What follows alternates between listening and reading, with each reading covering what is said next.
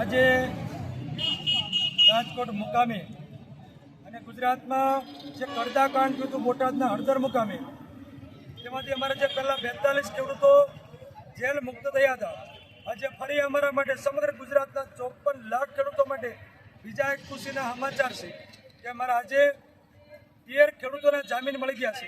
અને આજે રાજકોટ 9 અને 4 ભાવનગરમાંથી અમારા માટે લડતા, સમગ્ર ગુજરાતના ખેડૂતો માટે લડતા આજે બીજા 13 ખેડૂતો પોતાના પરિવારને આજે મળશે.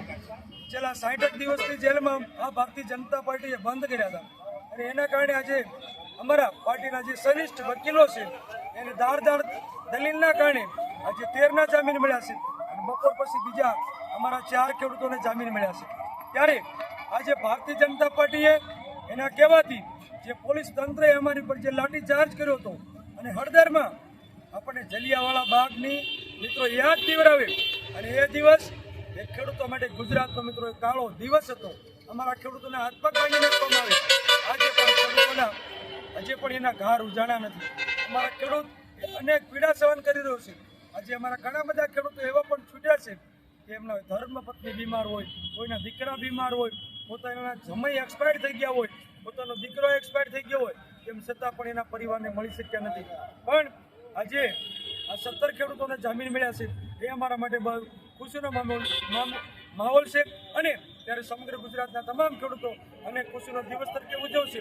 અને હજે પણ અમારા 11 ખેડૂતો જે જેલમાં છે એમને પણ અમારે રાજુભાઈ કરપડા હોય, પરવીન રામ હોય, રમેશભાઈ મેર હોય, પિયુષ પરમાર હોય, રાજુ બોરકતરિયા અને અન્ય અમારા ખેડૂતો, એને પણ અમને ગુજરાતના અને ભારતના ન્યાયતંત્ર પર, ન્યાયપાલિકા પર પૂરો ભરોસો છે કે જલ્દીથી જલ્દી અમારા 11 ખેડૂતો જામીન મુક્ત થશે. હવે મયુરભાઈ, આપણે આજે જામીન મુક્ત થયેલા ખેડૂતો સાથે તમે અત્યારે વાતચીત કરી, તો હવે અહીંયા લડાઈનો અંત છે કે લડાઈની નવી શરૂઆત છે? નહીં, બિલકુલ નહીં. અમારે લડાઈનો અંત નથી, કારણ કે અત્યારે અમે વિજય માનીએ છીએ. કારણ કે અમારે કડદા ઉપર અમારા 84 ખેડૂતોએ જે લડાઈ લડી અને સમગ્ર ગુજરાતના ખેડૂતો એમને સહકાર આપ્યો, એના કારણે કડદા પ્રથા હતી એના ઉપર સમગ્ર બેન લગાવી. એ બેનનો જો કોઈને જળ જાતો હોય તો રાજુભાઈ કરપડાને અમારા 83 ખેડૂતોએ જે લડાઈ લડી છે એના કારણે આ ભારતીય જનતા પાર્ટીની સરકાર ઝૂકી ગઈ અને કડદા ઉપર એક મિત્રો કાયદો બની ગયો. અને બીજો કાયદો રાજુભાઈ કરપડાને અમારી પૂરી ટીમે જે પણ જહેમત ઉઠાવી, ભલે અમારા ખેડૂતો જેલમાં ગયા, અમારે જે પણ સહન કરવાનું આવ્યું, પણ સમગ્ર ગુજરાતના ખેડૂતો માટે 2 કાયદા બન્યા. એક કડદા માટે બેન લાગ્યું અને તમામ ખેડૂતોને માર્કેટિંગ યાર્ડથી જે જીન સુધી કપાસ કે કોઈ પણ અન્ય પેદાશો લઈ જવાની હોય એના માટે પણ બીજો કાયદો બન્યો. એ અમારી તમામ ખેડૂતોનો જે વિજય દિવસ છે. અને બીજું કે અમારા 84 ખેડૂતો જેલમાં ગયા ને એના કારણે સાયલા તાલુકાના વાંટાવસ મુકામે 1 લાખ ખેડૂતો ભેગા થયા અને એના કારણે ભારતીય જનતા પાર્ટીને એમ લાગ્યું કે અમારી સરકાર વહી જશે. એના કારણે અતિવૃષ્ટિમાં 10,000 કરોડનું પેકેજ જાહેર કર્યું. એ પેકેજ માત્ર ને માત્ર રાજુભાઈ કરપડા અને અમારા જે 84 ખેડૂતો જે જેલમાં ગયા હતા ને એના બલિદાનના કારણે જાય છે. તો હું 84 ખેડૂતને આ બલિદાનને અમારા 54 લાખ ખેડૂતો આજીવન યાદ રાખશે. હવે બીજો એક પ્રશ્ન નાનો એવો છે કે અત્યારે ખેડૂતોને પોષણક્ષમ ભાવ નથી મળતા, બરાબર? એ ભાવ નથી મળતા જેને ખરેખર હોવા જોઈએ એના કરતાં અડધા કરતાં પણ ઓછા મળે છે. તો એના માટેનો તમારો આગળનો શું વ્યૂ કે શું રચના છે? હું દરેક ગ્રામસભામાં અને ગ્રામ પંચાયતમાં હું કહું છું કે ધારો કે 10-12 વર્ષ પહેલા પણ કપાસનો ભાવ 1200, 1300 ને 1400 હતો. અત્યારે પણ 10 ને 12 વર્ષ વીતી ગયા તેમ છતાં કપાસનો ભાવ 1200, 1300 ને 1400. હું તમને એક સામાન્ય દાખલો આપું કે 12 વર્ષ પહેલા એક પાણીની મિનરલની બોટલ હોય તો એના 5 જ રૂપિયા હતા એક બોટલના. અત્યારે 20 બોટલ લેવા જાઓ તો એના મિત્રો 400 રૂપિયા થાય છે. પણ કપાસના 20 કિલોના ભાવ માત્ર 1200, 1300 ને 1400. એક મણ પાણીના 400 રૂપિયા અને કપાસના ભાવ માત્ર 1200, 1300 ને 1400 રૂપિયા.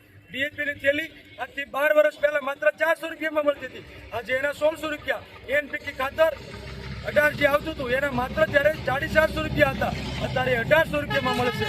12 વર્ષ પહેલા ડીઝલનો ભાવ માત્ર 42 રૂપિયા હતો, અત્યારે 92 રૂપિયા છે. દરેક ચીજ વસ્તુનો ભાવ 500 ગણો વધી ગયો.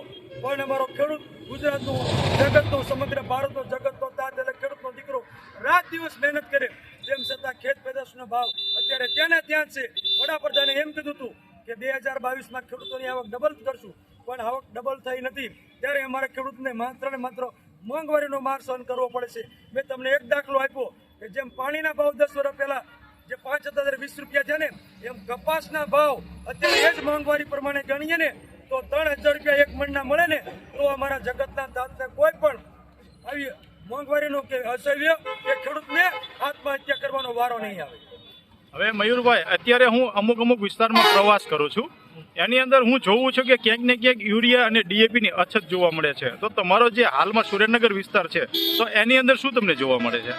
અત્યારે સુરેન્દ્રનગર હોય, ઉત્તર ગુજરાત હોય કે પછી મધ્ય ગુજરાત હોય, અત્યારે ખરીફ પાક એટલે ખેડૂતોને વાવણીનો સિઝન છે જે ચાલી રહ્યું છે, તો ઉરિયાની ખૂબ જરૂરિયાત હોય છે. પાક ઉગી નીકળજો, ઉરિયાની બહુ તાતી જરૂર છે. ત્યારે દરેક જગ્યાએ રોજ ટીવી ને મીડિયામાં ખેડૂતના વિડીયો આવે છે કે અમને ઉરિયાનું ખાતર મળતું નથી. ત્યારે ખૂબ હું સરકારને કહેવા માંગુ છું કે તમે મોટી વાતો કરો છો, આજે ગુજરાતમાં ગલીએ ગલીએ નાકે દારૂ મળે પણ ઉરિયા થેલીની ખાતર મળતી નથી. તમારે રજીસ્ટ્રેશન કરાવવું પડે, આધાર કાર્ડ લઈ જવા પડે, પણ દારૂ લેવતો હોય તો તમારે આધાર કાર્ડની જરૂર નથી પડતી. પણ ખેડૂતના જગતના દીકરાને ઉરિયાની થેલી જોતી હોય તો કઈ ને કઈ ડોક્યુમેન્ટો લઈને લાંબી લાઈન કરવી પડે છે. અને બીજું કે ઉરિયાની ખાતરની થેલી લેવા જાય તો ખેડૂતના દીકરાને જેમ ગાય હારે કે ભેંસ હારે ઓલું પાડું ફ્રી આવતું હોય એવી રીતે ઉરિયાની થેલી સાથે એક બોટલ પધરાવવામાં આવશે.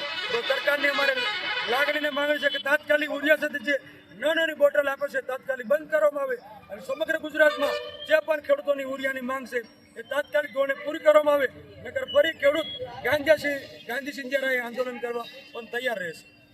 હવે આપણે આગામી તાલુકાની ચૂંટણીને લઈને શું આપણી વ્યૂહરચના છે કે હાલમાં આપણા જે આમ આદમી પાર્ટીના મહત્વના લીડર રાજુભાઈ કરપડા, રમેશભાઈ મેર, પ્રવીણ રામ જેવા લીડરો અંદર જેલની અંદર છે હાલમાં, તો એમના અવેજીમાં તમારો અત્યારે શું માસ્ટર પ્લાન છે કે તાલુકાની ચૂંટણીમાં શું આપણે કરી શકીએ? આમ તો અમે જ્યારે અમારા હૃદય સમ્રાટ એટલે ગોપાલભાઈ ઇટાલિયા જ્યારથી વિસાવદરમાં જીતા ને ત્યારે સમગ્ર ગુજરાતમાં આમ આદમી પાર્ટીનો માહોલ બની ગયો છે.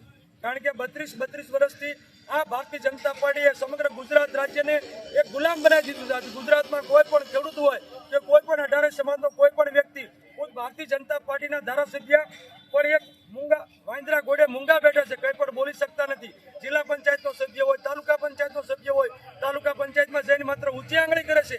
એક પણ ડેલિગેટનું, એક પણ જિલ્લા પંચાયતના સભ્યનું ક્યાંય પણ ચાલતું નથી. સમગ્ર ગુજરાતમાં માત્ર અત્યાચાર છે અને સમગ્ર ગુજરાતમાં તમામ 18 સમાજના લોકો આ ભારતીય જનતા પાર્ટીના દમન અને અત્યાચારથી અને ગુલામ પ્રથાથી માત્ર ત્રાહિમામ થઈ ગયા છે. ત્યારે આ ગુલામીમાંથી જો બીજી તમારે જેમ આપણે ગાંધીજીએ ભારત દેશને આઝાદ કરાયો હતો એવી જ રીતે જો આઝાદી કરવું હોય તો સમગ્ર ગુજરાતના હું 54 લાખ ખેડૂતોને કહું છું કે તમારે જ આગળ આવવું પડશે. જેમ સરદાર વલ્લભભાઈ પટેલે અને ગાંધીજીએ તમામ આંદોલનો કર્યા અને એના કારણે આ દેશને આઝાદી મળી હતી, એવી જ રીતે કે આપણે ખેડૂતના દીકરા તરીકે સમગ્ર ગુજરાતના ખેડૂતો એક આંદોલન કરવું પડશે અને ગુજરાતને એક ભારતીય જનતા પાર્ટી મુક્ત કરવું પડશે. અને જે ગુજરાતની લોકો જે ગુલામી પ્રથામાં છે, ગુલામી પ્રથામાંથી તાલુકાની ચૂંટણી હોય, જિલ્લા પંચાયતની ચૂંટણી હોય, એ તમામ લોકોએ આજે તમામ ખેડૂતના હૃદયમાં છે કે જે ખેડૂતોની સાથે લડે છે, ખેડૂતોના ન્યાય માટે લડે છે, ખેડૂતના અન્યાય માટે જે સાથ સહકાર આપે છે, એવી આમ આદમી પાર્ટી સાથે સમગ્ર ગુજરાતના ખેડૂતો રહેવાના છે. અને તાલુકા પંચાયત હોય, જિલ્લા પંચાયતની ચૂંટણીમાં સમગ્ર ગુજરાતમાં માત્ર આમ આદમી પાર્ટીના તમામ તાલુકા પંચાયત અને જિલ્લા પંચાયતના ડેલિગેટો આ વખતે ચૂંટાઈને આવશે. એવું અમને અમારો પ્લાન અને એવું અમારું સંગઠન કહેવા માટે સમગ્ર ગુજરાતના તમામ ખેડૂતોના અવાજ ઉપરથી અમને જાણવા મળ્યું છે. ખૂબ આભાર મયુરભાઈ સાકરિયા.